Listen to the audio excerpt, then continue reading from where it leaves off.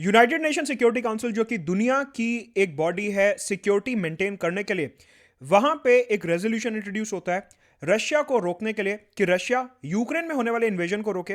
Russia ने जो अपने ट्रूप्स यूक्रेन में भेजे हुए उनको रोका जाए और रशिया ने डोनेस्क और लुहांस्क बेसिकली यूक्रेन के जो एरियाज हैं उनकी इंडिपेंडेंस जो डिक्लेयर करी है रशिया ने, उसको रोकने के लिए यूनाइटेड नेशन सिक्योरिटी काउंसिल में एक रेजोल्यूशन आता है। यूनाइटेड नेशन सिक्योरिटी काउंसिल में इस रेजोल्यूशन में कौन सी कंट्री किस पक्ष में वोट करती है, इंडिया का क्या स्टैंड रहता है और पर्टिकुलरली चाइना और यूएई ने यहां पे हमारे को क्यों सरप्राइज करा, ये सारी बातें जीएस मेंस पेपर 2 के पॉइंट ऑफ व्यू से देखने वाले हैं। Presented by me Mohit Gupta. Unacademy में सब्सक्राइब करने के लिए you have to use the referral code for 10% discount. साथ के साथ अनअकैडमी लाइट जो कि हमारा टेस्ट सीरीज प्रोडक्ट है, 6 मंथ्स एंड 12 मंथ सब्सक्रिप्शन, अगर आप 28 फेब तक सब्सक्राइब करते हो यूल गेट 50% ऑफ। और साथ में 2 मार्च से नए बैचेस शुरू हो रहे हैं इंग्लिश, हिंदी और बाइलिंगुअल में। कॉम्प्रिहेंसिव बैचेस हैं जो पूरा सिलेबस कवर करेंगे 2023 और 24 के लिए। साथ के साथ आइकॉनिक सब्सक्रिप्शन, 1-to-1 मेंटरशिप और अगले संडे अपना कॉम्बैट तो होने ही वाला है, so do attend that as well. साथ के साथ 18 महीने के सब्सक्रिप्शन पे आपको 35% ऑफ मिलेगा कॉम्बो सब्सक्रिप्शन पे। सो ये एक एडिशनल डिस्काउंट ऑफर है अनअकैडमी का फॉर लिमिटेड पीरियड।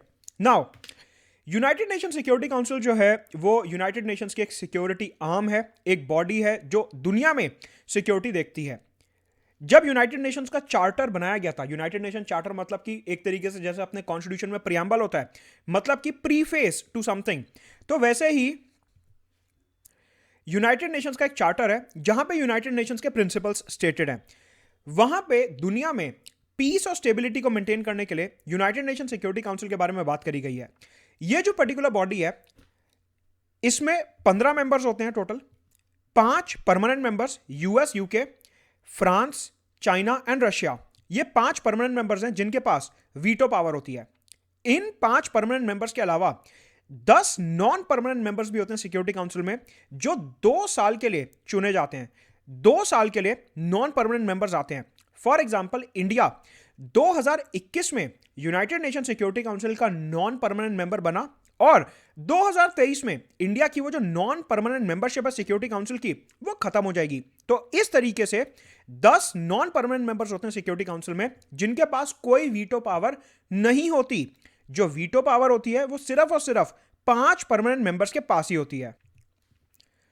सवाल उठता है वीटो पावर क्या है। वीटो पावर बेसिकली ये होता है कि मान लीजिए ये 15 मेंबर्स हैं, इन 15 में से 14 मेंबर्स ने एक पर्टिकुलर स्टांस लिया। इन्होंने बोला कि हां हम चाहते हैं कि यह रेजोल्यूशन पास हो, लेकिन अगर एक भी परमानेंट मेंबर उस प्रस्ताव को वीटो कर रहा है, इसका मतलब है कि वो प्रस्ताव पास नहीं हो सकता। इसे कहते हैं वीटो पावर, कि जो परमानेंट मेंबर ने बोल दिया वो ही आपको करना पड़ेगा। मतलब कि अगर एक भी परमानेंट मेंबर ने एक प्रस्ताव को पास करने से मना कर दिया तो वो प्रस्ताव सिक्योरिटी काउंसिल में पास नहीं होगा। यह मतलब होता है वीटो पावर का। तो ये जो वीटो पावर होती है ये एक एक्स्ट्रा ऑर्डिनरी स्पेशल पावर है जो सिर्फ और सिर्फ 5 परमानेंट मेंबर्स को दी गई है। 10 नॉन परमानेंट मेंबर्स को यह पावर नहीं दी गई है। राइट। इसके अलावा यूनाइटेड नेशंस में आज की तारीख में 193 मेंबर कंट्रीज हैं। यूनाइटेड नेशंस की बात कर रहा हूं, सिक्योरिटी काउंसिल की बात नहीं कर रहा हूं। यहां पे ध्यान रखेंगे सिक्योरिटी काउंसिल में 15 मेंबर्स होते हैं, लेकिन यूनाइटेड नेशंस जो पूरी बड़ी बॉडी है उसमें 193 मेंबर्स हैं। इसका मतलब यह है कि सिक्योरिटी काउंसिल जो भी डिसीजन लेता है वो पूरे तरीके से बाइंडिंग होता है सारी की सारी 193 कंट्रीज पे। देखिए, सिक्योरिटी काउंसिल में डिसीजन ले रहे हैं 15 देश, इसका मतलब यह नहीं है कि यह डिसीजन सिर्फ 15 देशों तक सीमित रहेगा। नहीं, यह जो डिसीजन है यूनाइटेड नेशंस के 193 कंट्रीज के ऊपर लागू होगा, उनके ऊपर यह बाइंडिंग होगा। ठीक है। अब मैंने आपको एक बात बताई कि जो सिक्योरिटी काउंसिल है उसका काम होता है दुनिया में सिक्योरिटी को मेंटेन करना। वर्ल्ड वॉर 2 दूसरे विश्व युद्ध के बाद हमने सिक्योरिटी काउंसिल बनाया था, इसी विजन के साथ बनाया था कि तीसरा विश्व युद्ध ना हो और उसके अलावा दुनिया में अगर कहीं पे भी कंफ्लिक्ट होता है, जैसे हमने यमन में देखा, सीरिया में देखा, अफगानिस्तान, इराक, नॉर्थ कोरिया और बहुत सी जगहों पे हमने कंफ्लिक्ट देखे, तो सिक्योरिटी काउंसिल का रोल इस तरीके से एनविजाज करा गया था कि अगर कहीं पे कंफ्लिक्ट भी होता है, वॉर होती है या थर्ड वर्ल्ड वॉर की पॉसिबिलिटी बनती है, तो वहां पे सिक्योरिटी काउंसिल स्टेप इन करेगा और उस युद्ध को, कंफ्लिक्ट को रोकने की कोशिश करेगा। यूनाइटेड नेशन सिक्योरिटी काउंसिल को 2 पावर्स दी गई हैं यहां पे ये काम करने के लिए। एक कि वो किसी देश के ऊपर सैंक्शंस लगा सकते हैं। सैंक्शंस का मतलब होता है कि उनकी इकोनॉमी रोक दी, ट्रेड रोक दिया, करेंसी रोक दी, या फिर यूनाइटेड नेशंस की जो मिलिट्री होती है, यूनाइटेड नेशंस की जो मिलिट्री फोर्सेस होती हैं, उनको उस पर्टिकुलर कन्फ्लिक्ट साइट पे भेजा जा सकता है। मतलब कि अभी तो इस पर्टिकुलर रशिया यूक्रेन वाले मामले में सिक्योरिटी काउंसिल ने ऐसा कुछ डिसाइड नहीं करा है कि हमारे को यूएन की फोर्सेस भेजनी है। मान लीजिए अगर यूनाइटेड नेशन सिक्योरिटी काउंसिल ऐसा प्रस्ताव पास करता, तो फिर यूनाइटेड नेशंस की जो सिक्योरिटी फोर्सेस हैं वो रशिया यूक्रेन वाले एरिया में तैनात कर दी जाती। लेकिन अभी मैं दोबारा से रिपीट कर रहा हूं, इसके ऊपर कोई प्रस्ताव पास नहीं किया गया है सिक्योरिटी काउंसिल में, राइट। तो हमने देखा कि ये सिक्योरिटी काउंसिल फंक्शन किस तरीके से करता है, इसका ऑब्जेक्टिव क्या है, कौन कौन सी कंट्रीज यहां पे जो है परमानेंट मेंबरशिप रखती हैं, वीटो पावर है, और 10 नॉन परमानेंट मेंबर्स। ये जो पर्टिकुलर प्रस्ताव रशिया यूक्रेन को लेके इंट्रोड्यूस किया गया था सिक्योरिटी काउंसिल में, ये दो देशों ने स्पॉन्सर करा था, यूनाइटेड स्टेट्स ने और अल्बानिया ने। इसका क्या मतलब होता है? बेसिकली ये होता है कि जब भी सिक्योरिटी काउंसिल में कोई रेजोल्यूशन आता है, कोई प्रस्ताव आता है, तो वो एक देश इंट्रोड्यूस करता है। जैसे आपने अपने पार्लियामेंट में देखा होगा कि कोई पर्टिकुलर मंत्री जो हैं वो बिल इंट्रोड्यूस कर रहे हैं, कि रविशंकर प्रसाद ने ये बिल इंट्रोड्यूस करा, गृह मंत्री अमित शाह ने ये बिल इंट्रोड्यूस करा। वैसे ही सिक्योरिटी काउंसिल में जब कोई रेजोल्यूशन आता है तो वो कोई पर्टिकुलर देश इंट्रोड्यूस करता है, राइट। उसे बोला जाता है रेजोल्यूशन को स्पॉन्सर करना। तो ये जो पर्टिकुलर रेजोल्यूशन था, ये यूएस और अल्बानिया ने जॉइंटली स्पॉन्सर करा था। दोनों देशों ने कहा कि हम मिलके इस रेजोल्यूशन को सिक्योरिटी काउंसिल के आगे रखने वाले हैं, ठीक है। यहां पे 15 में से 11 देशों ने रेजोल्यूशन को सपोर्ट करा और बोला कि रशिया को यह युद्ध रोक देना चाहिए, रशिया बिल्कुल गलत कर रहा है। 3 देशों ने एब्सटेन करा वोटिंग से। एब्सटेन का मतलब होता है ना उन्होंने हां बोली ना उन्होंने ना बोली, उन्होंने कहा कि अभी हमें इस बारे में सोचने का टाइम चाहिए। यह मतलब होता है एब्सटेन करने का, कि हम इसको ना तो सपोर्ट करते ना ही हम इसके अगेंस्ट हैं। और एक देश ने इसको पूरे तरीके से विरोध करा, इसको वीटो करा। अगर हम डिटेल में समझें और तो 11 देश जिन्होंने इस रेजोल्यूशन का फेवर करा, सपोर्ट करा और उन्होंने कहा कि रशिया को युद्ध रोक देना चाहिए, उसमें कौन कौन शामिल था? US, UK, France. ये तो 3 हो गए परमानेंट मेंबर्स सिक्योरिटी काउंसिल के, US, UK, France. Albania, Brazil, Gabon, Ghana, Ireland, Kenya, Mexico and Norway. ये 11 देश थे जिन्होंने पूर्ण रूप से इस पर्टिकुलर रेजोल्यूशन को सपोर्ट करा और बोला कि रशिया गलत कर रहा है। 3 देश जिन्होंने एब्सटेन करा वोटिंग से कि हमें अभी और सोचने का समय चाहिए, हम ना तो इसके फेवर में ना ही इसके खिलाफ हैं, वो 3 देश थे इंडिया, चाइना और यूएई। इन 3 देशों ने एब्सटेंशन करा, इन 3 देशों ने एब्सटेन करा वोट करने से, और रशिया ने यह रेजोल्यूशन वीटो करा। रशिया ने कहा कि यह रेजोल्यूशन एकदम बेकार है, इसका कोई सेंस नहीं बनता है, जो हम कर रहे हैं वो सही कर रहे हैं, और क्योंकि मैं परमानेंट मेंबर भी हूं तो मैं इस रेजोल्यूशन को वीटो करता हूं, ऐसा रशिया का मानना है, ठीक है।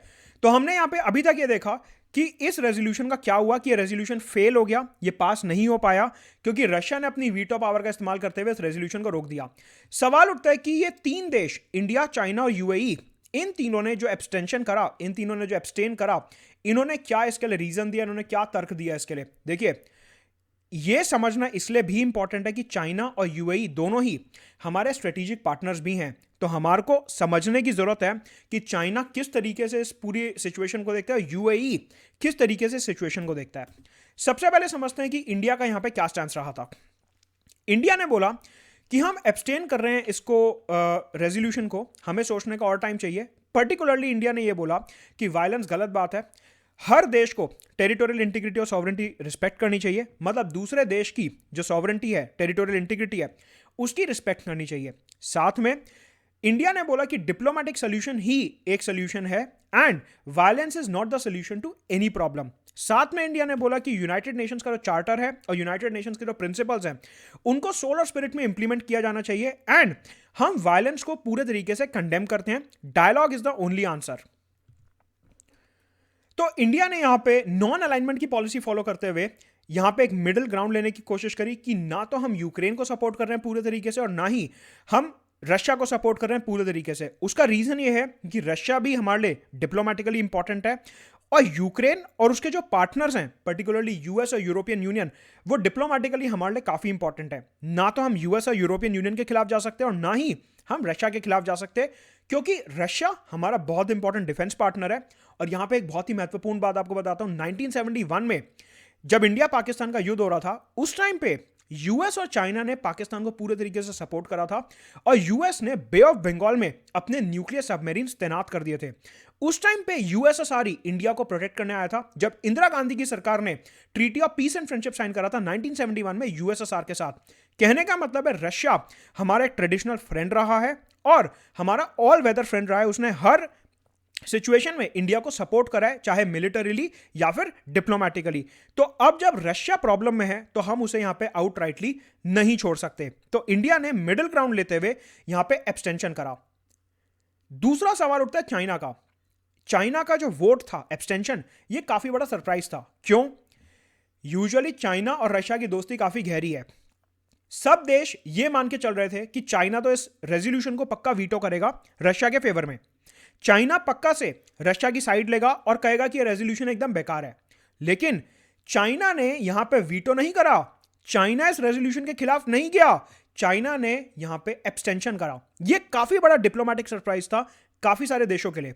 मतलब कि चाइना ने जब अपनी स्टेटमेंट पेश करी सिक्योरिटी काउंसिल में तो उसने बोला कि पहली बात, हम टेरिटोरियल इंटीग्रिटी और सॉवरेंटी की रिस्पेक्ट करते हैं। अब ये चाइना यहाँ पे सिक्योरिटी काउंसिल में कुछ भी बोलता रहे, हमें पता है कि अरुणाचल में, डोकलाम में और हमारे लद्दाख एरिया में क्या कर चुका है। तो यहाँ पे ये इसका डबल स्टैंड और कुछ नहीं है। फिर भी स्टेटमेंट में चाइना ने बोला कि मैं टेरिटोरियल इंटीग्रिटी और सॉवरेंटी की रिस्पेक्ट करता हूं, सारे देशों को ये करना चाहिए, हमें यूएन के प्रिंसिपल्स फॉलो करने चाहिए और वायलेंस किसी भी चीज का सोल्यूशन नहीं है।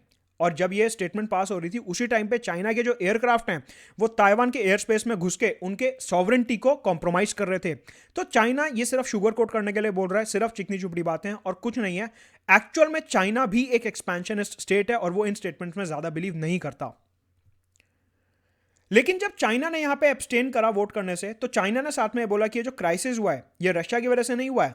एक्चुअल में अमेरिका ने और यूरोप ने रशिया को प्रोवोक करा, जिसकी वजह से ये कॉन्सिक्वेंसेस उन्हें फेस करने पड़ रहे हैं। तो चाइना ने अपनी दोस्ती दिखाते हुए इवन दो उसने एब्सटेन करा, उससे रशिया को कोई नुकसान नहीं हुआ क्योंकि इन एनी केस रशिया तो उसे वीटो करने ही वाला था।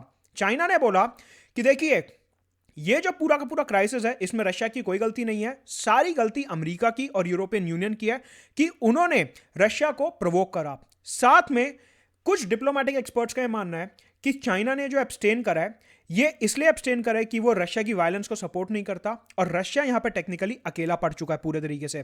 खैर, बिटवीन द लाइंस हम कितना भी रीड कर सकते हैं, उसका कोई एंड नहीं है। कहने का मतलब है सीधी सी बात ये निकल के आती है कि चाइना ने रशिया का साथ देते हुए यूएस और ईयू को क्रिटिसाइज करा। हाँ, वो बात अलग है कि हम एक्सपेक्ट कर रहे थे कि वीटो करेगा, नहीं करा। खैर, उससे कोई इतना खास फर्क भी नहीं पड़ा। यहां पे जो सबसे बड़ा सरप्राइज था वो था यूएई का। सारे देश ये एक्सपेक्ट कर रहे थे, आपको ये पता है कि यूएस जो है वो मिडिल ईस्ट का बहुत ही क्लोज एलाय, बहुत ही क्लोज दोस्त माना जाता था। मतलब कि यूएस जो है वो Qatar, Kuwait, Oman, Saudi Arabia, Bahrain, UAE, इन सब जगहों पे यूएस की प्रेजेंस है। और यूएस जो है वो टेक्निकली कतार, बहरीन, ओमान, सऊदी और यूएई के काफी क्लोज माना जाता है डिप्लोमेटिकली भी। तो सारे देश यहां पे ये एक्सपेक्ट कर रहे थे कि क्योंकि ये रेजोल्यूशन यूएस और अल्बानिया ने मिलकर स्पॉन्सर करा है तो यूएई इस रेजोल्यूशन को सपोर्ट करेगा, क्योंकि यूएई और यूएस जो है वो काफी क्लोज पार्टनर्स हैं। लेकिन ऐसा नहीं हुआ। यूएई ने यहां पे बोला कि हम इससे एब्सटेन करते हैं और हम इस रेजोल्यूशन को आउटराइटली सपोर्ट नहीं करते। उसका रीजन इन्होंने दिया कि रशिया और यूक्रेन को डिप्लोमेटिकली बात करने का थोड़ा समय दिया जाना चाहिए और सीधा सीधा यह रेजोल्यूशन पास नहीं होना चाहिए। लेकिन एक्चुअल में डिप्लोमेटिक एक्सपर्ट्स का यह मानना है कि यूएई और यूएस के बीच में थोड़ा सा गैप आने लगा है। बेसिकली क्या हुआ है कि जब से जो बाइडेन की सरकार आई है यूएस ने अपनी मिलिट्री प्रेजेंस मिडिल ईस्ट में कम करनी शुरू कर दी है। यूएस ने अपने सोल्जर्स को, अपने हथियारों को मिडिल ईस्ट से निकालना शुरू कर दिया है, जिसकी वजह से मिडिल ईस्ट कहता है कि अब हमारा यूएसए के साथ कोई पहले जैसा रिलेशन नहीं रहा। यूएसए ऐसा इसलिए कर रहा है क्योंकि वो अब मिडिल ईस्ट के ऑयल पे डिपेंडेंट नहीं है। बेसिकली यूएस के पास खुद का शेल ऑयल और गैस है और वो रिन्यूएबल एनर्जी की तरफ भी डाइवर्सिफाई कर रहा है। तो इसलिए उसकी मिडिल ईस्ट के ऑयल के ऊपर डिपेंडेंसी बहुत ज्यादा नहीं है एंड हेंस यूएस ने अपनी मिलिट्री जो है मिडिल ईस्ट से निकालनी शुरू कर दी है। इसकी वजह से मिडिल ईस्ट और यूएस के बीच में गैप आने लगा है। तो यूएई ने बोला कि जब गैप आ ही गया है तो फिर अब मैं सिचुएशन को अपने हिसाब से हैंडल करूंगा और अगर कल को यूएस ये एरिया छोड़ के जाता है, कल को यूएस से मेरी दोस्ती खत्म होती भी है, तो मेरे पास चाइना और रशिया के फॉर्म में क्रेडिबल पार्टनर्स होने चाहिए। ये पूरी सिचुएशन देखते हुए यूएई ने बोला कि मैं रशिया से अपने रिलेशंस नहीं बिगाड़ सकता क्योंकि यूएस हमसे दूर होता जा रहा है। तो यूएई ने यहां पे इंडिपेंडेंट स्टैंड लिया और यूएसए के दबाव में आके इस रेजोल्यूशन को सपोर्ट नहीं करा। ये थी पूरी की पूरी स्टोरी सिक्योरिटी काउंसिल की। और भी काफी सारे वीडियोस आ रहे हैं यूक्रेन क्राइसिस पे। Do subscribe to Unacademy using the referral code Madhur Gupta 10% discount के लिए। Let's crack it.